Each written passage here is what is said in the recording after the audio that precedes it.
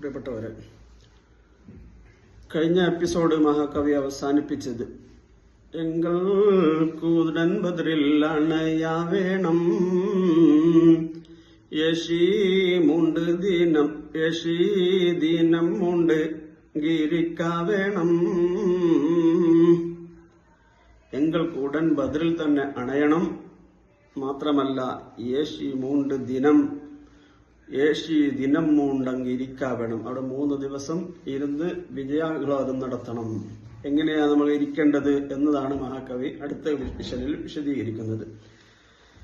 ഇരുന്ന് നടിൽകളെ അറുക്കയും അവ ഭുജിക്കയും ഹമ്ര് കുടിക്കയും ഇടര ഭജതശ അടിക്കയും ദഫ് മണിക്കയും ചുള വിളിക്കയും സ്ഥിരമായതുപോലെ തകർക്കലായി നമ്മൾ ഇരിക്കിലോ ദിനം ഒരിക്കലും. സിഹ്റൽ മുഹമ്മദും എടുക്കുന്നേ ഷർറ് ഫലിക്കുക ഒരു വിധത്തിലും. എങ്ങനെയാണ് ഇരിക്കേണ്ടത്?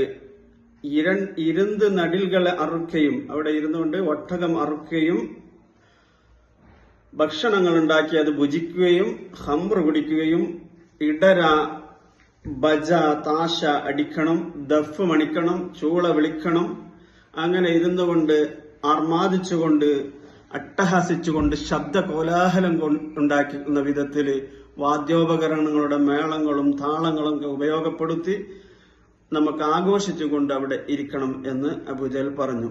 എന്നിട്ടും പറയുകയാണ് അദ്ദേഹം, തിരമലതുപോലെ തകർക്കലായി നമ്മൾ ഇരിക്കിലോ ദിനം ഒരിക്കലും. തീർച്ചയായും അങ്ങനെ തകർത്തുകൊണ്ട് നമ്മൾ ശബ്ദകോലാഹലങ്ങൾ ഉണ്ടാക്കിക്കൊണ്ട് ഇരിക്കുകയാണ് എങ്കിൽ ഒരിക്കലും സിഹ്റാൽ മുഹമ്മദും എടുക്കുന്ന ഷർറ് ഫലിക്കുക ഒരു വിധത്തിലും. സിഹ്റനായ മുഹമ്മദും സംഘവും നമുക്കെതിരെ എടുക്കുന്ന ഷർറ് ഒരു വിധത്തിലും ഫലിക്കുകയില്ല, നമ്മൾ വിജയിക്കുക തന്നെ ചെയ്യും എന്ന് അബൂജഹൽ പറയുകയാണ്. അപ്പൊ അബൂജഹലിന്റെ സംഘത്തിൽ നിന്ന് തന്നെ ഉരത്ത് ജഹലോടൊപ്പോളുണ്ട് ഇബ്നു ശരീക്കണ്ടേ ഫാരിസവൻ പിണ്ടേ ഉനൈ പറവത് പെടുത്തണ്ടേ ഒരു ചതിയണ്ടേ എന്നെ മനം കൊണ്ടേ ബിരിക ജനർകളെ ബിരുത്തലായി ജഹൽ മൊഴിക്ക് നീർമുന്തി നടക്കിലോ വെറുതെ പെരുക്കിണ്ടം ഭവിക്കുമേ ഇവൻ പെടുക്കുമേ വല്ല കുടുക്കിലോ. അവിടുന്ന് ഫാരിസ് ഒട്ടക സവാരി ചെയ്യുന്ന അതിൽ കരുത്തനായ ഒരു ഇബ്നു സുറൈഖ് എന്ന അബൂജഹലിന്റെ കൂട്ടത്തിൽ തന്നെയുള്ള ഒരു മനുഷ്യൻ എഴുന്നേറ്റ് നിന്ന് പണ്ട് പറയുകയാണ്, ഉരത്ത് പറഞ്ഞു ജഹലോട് അപ്പോളുണ്ട് ഒരുത്തന് ഇബ്നു സുറൈഖന്റെ ഫാരിസ് അവൻ പിണ്ടേ. ഒട്ടകക്കാരനായ ഇബ്നു സുറൈഖ്, ഇബ്നു ശരീഖ് എന്നാണ് കിതാബുകളിലൊക്കെ ഉള്ളത്. ഏടിൽ സുറൈഖ് എന്ന് കാണുന്നുണ്ട്. ഉബയ്യ് ഇബ്നു സദീഖ് എന്നാണ് അദ്ദേഹത്തിന്റെ പേര്. ഉനൈ പറവത് ഈ പറയുന്നതുണ്ടല്ലോ, അത് പറയുന്നത് കേൾക്കുമ്പോൾ എനിക്ക് തോന്നുന്നത് പെടുത്തണ്ടേ ഒരു ചതിയന്റെ എനം മനം കൊണ്ട്. എന്റെ മനസ്സ് പറയുന്നു നിങ്ങൾ ഈ പറയുന്നത് അതുമല്ല ചതിയിലും പെടുത്താനുള്ള താങ്കളുടെ ചതിയാണെന്നാണ് എനിക്ക് മനസ്സിലാകുന്നത് എന്ന് അബൂജഹലിന്റെ മുഖത്തോട് നോക്കിക്കൊണ്ട് ഇബ്നു സരീഖ് പറയുകയാണ്. എന്നിട്ട് സരീഖ് അബൂജഹലിനോട് ആ കാര്യം പറഞ്ഞിട്ട് ജനങ്ങളോട് തിരിഞ്ഞു നിന്നുകൊണ്ട് പറയുകയാണ്, വിരിക ജനർകളിൽ ബിരുത്തലായി ജഹൽ മൊഴിക്ക് നീർ മുന്തി നടക്കിലോ. അതിന്റെ ശേഷം ജനങ്ങളിലേക്ക് മുന്നിട്ടുകൊണ്ട് ബിരുത്തലായി അവൻ പറയുകയായി, ജഹലിന്റെ മൊഴിക്ക് മുന്തി നടക്കിലോ. നിങ്ങൾ അത് കേട്ട് അതനുസരിച്ചുകൊണ്ട് നടക്കുകയാണെങ്കിൽ വെറുതെ പെരുക്കണ്ടം ഭവിക്കുമേ ഇവൻ പെടുക്കുമേ വല്ല കുടുക്കിലും.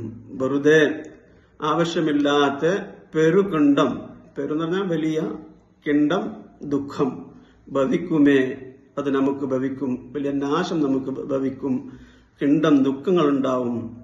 ഇവൻ പെടുക്കുമേ വല്ല കുടുക്കിലും. അബൂജഹൽ നമ്മൾ വല്ല കുടുക്കിലും പെടുക്കാതിരുത്തില്ല. കാരണം എന്തേ? കുടുങ്ങും വഴിക്കാക മതിയനാ കിബർ കൊതിയനാം ഇവൻ ചതിയനാം. ഇവന് വലിയ അഹങ്കാരിയാണ്, അതുപോലെ തന്നെ ദുഷ്ടനാണ്, അവൻ കൊതിയനാണ്, ചതിയനാണ്, കിബറനാണ്. അതുകൊണ്ട് നമുക്ക് ഏതാണ് നല്ലത്? ഉസിലായി നമുക്കുള്ള മുറാദെങ്കിൽ ഇനി ഫർജി നല ബദലന. ഉസിലായി നമുക്കുള്ള മുറാദ് എങ്കിൽ നമുക്കുള്ള മുറാദ് എന്തായിരുന്നു? അബൂ സുഫിയാനെയും സംഘത്തെയും രക്ഷപ്പെടുത്തി നമ്മുടെ മുതലൊക്കെ നമുക്ക് സ്വന്തമാക്കുക എന്നതായിരുന്നു നമ്മുടെ ഉദ്ദേശം. അബൂ സുഫിയാനാണെങ്കിലോ മറ്റൊരു വഴിക്ക് രക്ഷപ്പെടുകയും ചെയ്തിട്ടുണ്ട് എന്ന വാർത്ത നമുക്ക് കിട്ടിയ സ്ഥിതിക്ക് ഹുസിലായി നമുക്കുള്ള മുറാദ് എങ്കിൽ നമ്മുടെ മുറാദ് ഹാസിലായിട്ടുണ്ട് എങ്കിൽ ഇനി ഫർജി നമ്മൾക്കത് മടങ്ങുക, നല ബദലന നമുക്കത് അതാണ് നല്ലത്.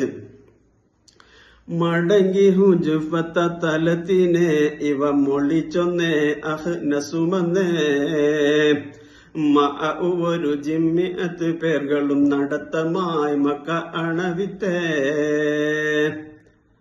മടങ്ങി ജുഫത്തിൽ നിന്ന് ആ സ്ഥലത്ത് നിന്നെന്തായി മടങ്ങി ആ സ്ഥലത്ത് നിന്ന് ഇവ മൊളിച്ചൊന്ന് അഹ്നസും വന്ന്. ആ അഹ്നസ് ഇങ്ങനെയുള്ള ഒരു സംസാരം പറഞ്ഞപ്പോ അവിടുന്ന് മടങ്ങി. അഹ്നസും മടങ്ങി. അവന്റെ കൂടെ ഒരു ജീം എന്ന് പറഞ്ഞ അഭിജിത് കണക്ക് പ്രകാരം അലിഫ് ബാ ജീം 3 മിഅത്ത് പേர்களுം 3 മിഅത്ത് 100. അപ്പൊ 300 പേர்களுം നടത്തമായി മക്ക അണവിന്നേന്നാണ് അതിലുള്ള അണവിത്തെ മക്കയിലേക്ക് അണഞ്ഞു എന്നുള്ള അർത്ഥത്തിലാണ് മഹാകവി പറയുന്നത്. അവിടെ 300 പേര് അവിടെ നിന്ന് മടങ്ങി മക്കയിലേക്ക് മടങ്ങിപ്പോയി. ഇത് കണ്ടപ്പോളോ ചൊടിത്ത് ജഹ്ലുരൈസിനെഹരെ നമുക്കൊരു ബല ഇപ്പോൾ കഴിഞ്ഞു പോയി. ശരിക്കൻ മകൻ ഉള്ളവതിനാലൊരു വ്യസനമായിരുന്നത് ശിഫായ്. ശരിക്കൻ മകൻ ഉള്ളതിനാലൊരു വ്യസനമായിരുന്നത് സഫായ്. ചൊടിത്ത് ജഹലുരൈ ദേഷ്യം വന്നുകൊണ്ട് സുറൈഖിന്റെ മകൻ ഉണ്ടായിരുന്നു. അദ്ദേഹത്തിന്റെ വാക്ക് കേട്ട് 300 ആളുകൾ മടങ്ങിപ്പോയി. ഇനിയും ആളുകൾ മടങ്ങിപ്പോകുമോ എന്ന പേടിയും ഭയവും ദേഷ്യവും കൊണ്ട് ചൊടിത്തുകൊണ്ട് ജഹലുരൈ സ്നേഹമുള്ളവരെ, പ്രിയപ്പെട്ടവരെ, നമുക്കൊരു ബലാ ഇപ്പോൾ കഴിഞ്ഞുപോയി. നിങ്ങളൊന്നും വിഷമിക്കണ്ട, നമുക്കൊരു ബലാ, നമുക്കുള്ള ഒരു മുസീബത്ത് ഇപ്പൊ നീങ്ങിപ്പോയി. എന്തായിരുന്നു ആ മുസീബത്ത്?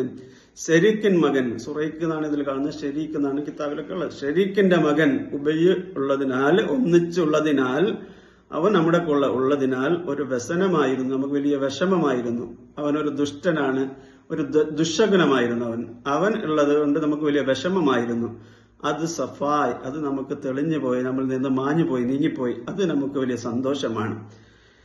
ഇടയിലവനൊത്തൊരുവനൊരു കൊടുകിൽ ജയക്കെടാ എങ്കിൽ ഭവിക്കലാം. നമ്മളെ ഇടയിൽ അവനെ പോലത്തെ ഒരാളുണ്ടത്, അത് നമുക്കത് ജയക്കേടായിരുന്നു. ഇതുക്ക് നഅമന്ത് കുഫുത്തെല്ലാം ഹൈമ എടുക്കലായി ഉടൻ നടക്കലായി. ബാക്കിയുള്ള 950 പേര് അബൂജഹൽ പറഞ്ഞത് ശരിയാണ് എന്ന് പറഞ്ഞുകൊണ്ട് ഹൈമലെടുത്ത് മുന്നോട്ട് പോകാൻ ഒഴുകുകയാണ്. അതേ സമയത്ത് ആ രാത്രിയിൽ മറ്റൊരു സംഭവം കൂടി അവിടെ തന്നെ നടന്നിട്ടുണ്ട്. ആ സംഭവമാണ് മഹാകവി അടുത്ത ഇശലിൽ പറയുന്നത്.